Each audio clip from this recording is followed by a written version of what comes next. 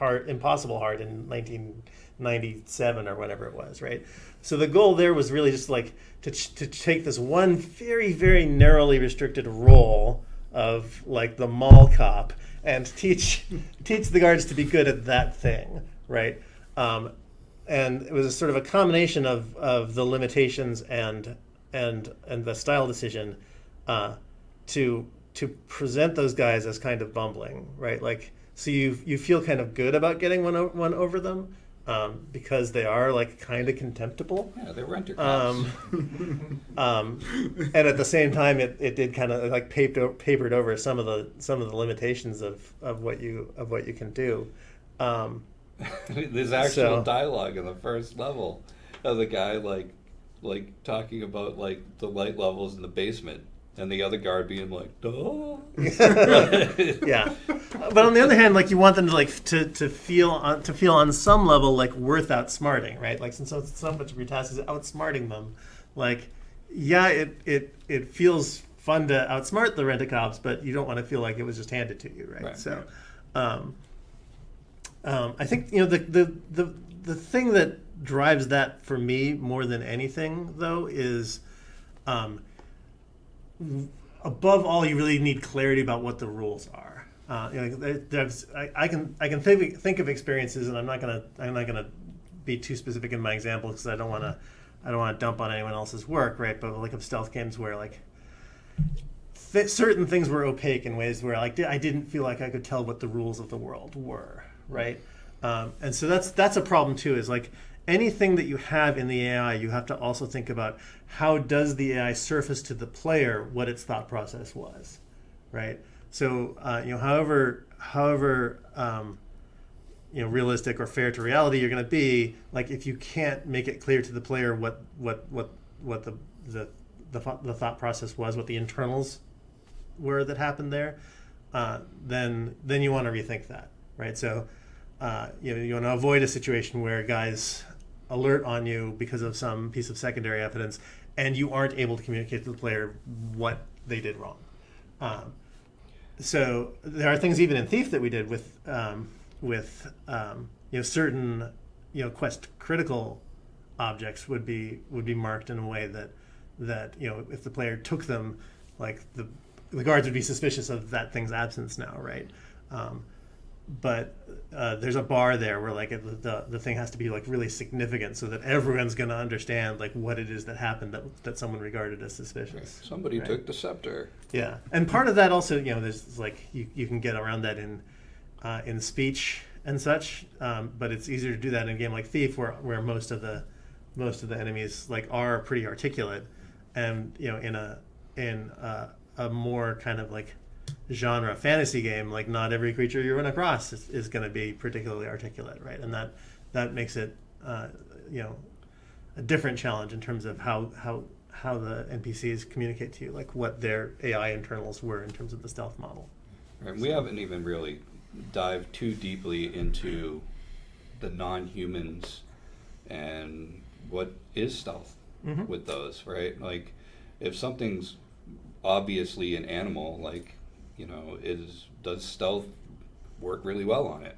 It might not. Well, the farther something, other techniques we have to use. And the farther something strays from a relatable real world creature, the bigger your challenge is in terms of it communicating its AI state. Like the Mind Crippler. Yeah, like the Mind Crippler, like not much body language going on with the Mind Crippler. Like right. That's about it. So, yeah. One quick sidebar while we're on the topic of Thief. I think, Tim, there's a story that you tell about the first time you saw the strategy guide for the original Thief that I think is really illustrative of what it's like developing a player operation. Yeah, sure. I mean, and this is it's Thief, and the Looking Glass names in general, they weren't really designed for a specific player experience, right? Like we didn't have a lot of notion of like authored moments that the player was definitely going to go through.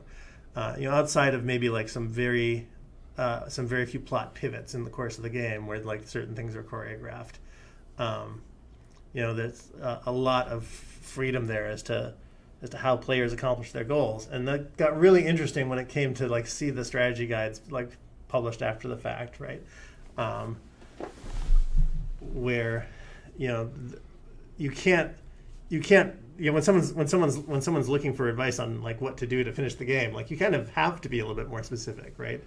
And so the strategy guides are kind of written from a very different point of view than that. And so I'd be reading these things where like they would describe like how you get through a particular mission, and they wouldn't necessarily like, they would be surprises to me. It's like, oh, is that how you do that? Right? You know, like I set up a situation and gave the player a set of tools, right? But then like reading this walkthrough as if like that were the definitive way to play the game, when in fact like parts of it were like surprises to me, right? So, and I hope that we continue to do that.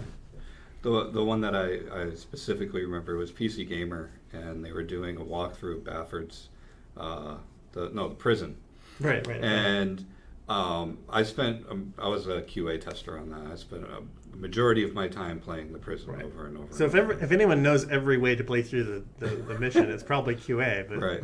So the walkthroughs like go in and there's this elevator, and you know it's basically a little button puzzle that you have to get it up to the top floor on easy, and then on hard there's actually another way through. This guy went and collected all the boxes in the level, threw them down to the bottom floor, made a staircase up to the top floor out of the boxes. And that's what was in the strategy guide. That's the strategy guide. And you'd think someone would be like, isn't this a little convoluted? And, you know, the best was, like, after reading that, I went up to Tim or one of the other devs and was like, did you guys do this on purpose? And they were all like, yeah. Like, I don't think you guys actually counted exactly how many crates we needed to put in the level. But. No, I'm 100% sure that no one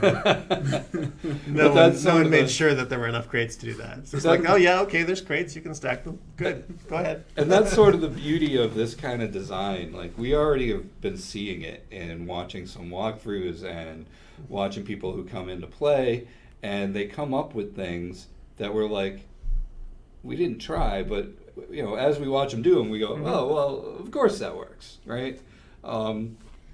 Just a really blatant one is like slow time on traps, right? Traps kind of came in really late into the level. We didn't really spice them up or anything from what they were basically 2 years ago, and we're like slow time. Oh look, it actually works. Everything's physics based. Of course it works, right? Yeah. But it wasn't like we specifically built slow time to work with traps. The one that strikes me there is the glue ball interaction with those, right? Where we put with this glue ball in like as a sort of general utility tool without like really specific ideas. Like the one specific idea we had about what glue balls were good for was that you could glue crates to places, you know, to make yourself a platform. And aside from that, we didn't really care. Right, it's like, okay, they're bound to be useful for something. Right, that's pretty much where we stopped. You know, and pretty soon, like people are gluing crates to traps, right? And like now, this like swing arm on this trap has this like thing stuck on it that keeps it from working. It's like, okay, all right, that's good. But then like one of our playtesters, like as if it was nothing, right? Like just like grabs one of these things, goes over the trap. And first shot gets the glue ball right on the seam between the trap and the terrain. And the thing is stuck. You know, it's just like, oh yeah, I guess you can do that too. So yeah, that was good. So these moments that are happening from players, we like to call these the water cooler moments. Mm-hmm. So the water cooler moments are the moments where you talk about you're at the office and you're talking at the water cooler, not about what happened in Game of Thrones, but what some of you didn't notice in Game of Thrones or whatever TV show, in this case video games definitely, is that, oh, I did it this way. I figured out that you could wall run on crates. That's awesome. Well, and the great thing about that is like some of these discussions, like the person who did it assumes that of course you did it that way. And they're just telling the story, oh, wasn't it great when, and then the person who hears it is like, no, that's not how I did that. So the big thing about that is it's not very common in games right now, which makes me sad because there was a big moment that I realized that it wasn't common, and it was when the PlayStation 4 came out. I think, PlayStation 4, and they have this dedicated button. They have the share button on it, right?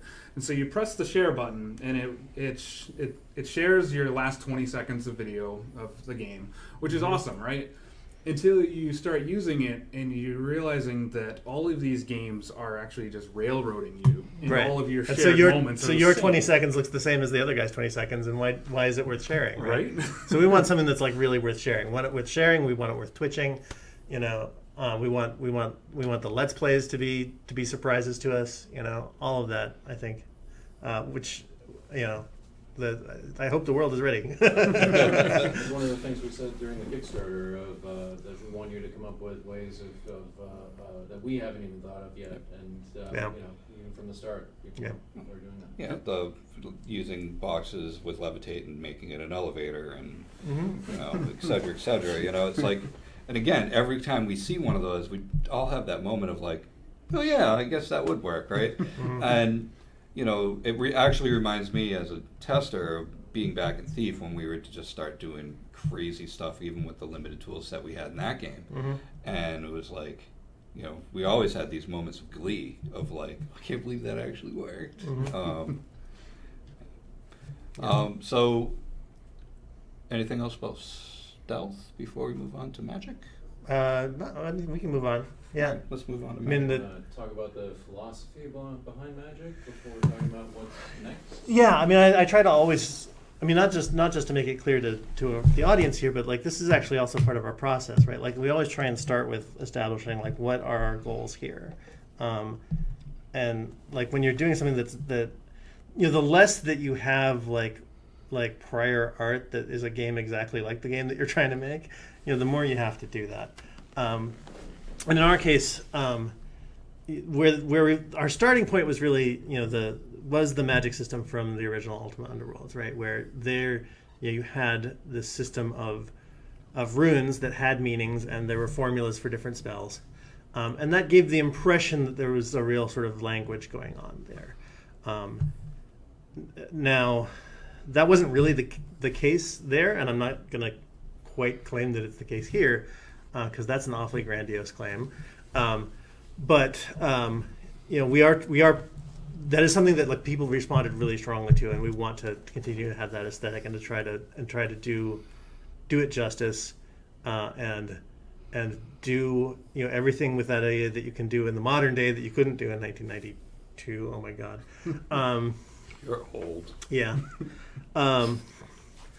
So that's part of it, is like trying to like really follow through on that idea of there being a language of magic, right? And part of that, and also related to a lot of the aesthetics of magic in some of the games we love. And one example here that like really in tone is really influential to me is Magic the Gathering, actually, right? Where there's secret knowledge to be had, right? In Magic the Gathering, the secret knowledge is like which cards in this wave of cards aren't worth having in your deck, and which cards make especially effective combos with other cards, right? Like, and that feeling of being privy to secret knowledge is part of the aspiration of being a wizard, right? And so like the idea that magic is a language, feeds directly into that. So this gets back to, again, like, what we actually saw in the pre-alpha, and what it was and what it wasn't. People have been following us back as far as our early release. I think we call it the playground release, right? Like there was actually a lot more of the magic system in there that like wasn't in this build, because it would have distracted from the things we wanted to focus on. Where rather than the wands that we see in the pre-alpha build, like there is a system of rune formulas that you put together to specify your spells, and unlike the original Ultima Underworld, where that's just sort of looking up in a certain preset list of spells, there is a little bit of there's a little bit of a programming language almost going on there, right, where you are crafting spells to some extent, and the goal that I have there, right, is that like for those, at least for the types of spells that like cleave really closely to that part of the system, that like magic feels like making a wish, right? Like you are putting together a little rune sentence, and the game is figuring out like what you meant by that, and how to fulfill the command that you just gave.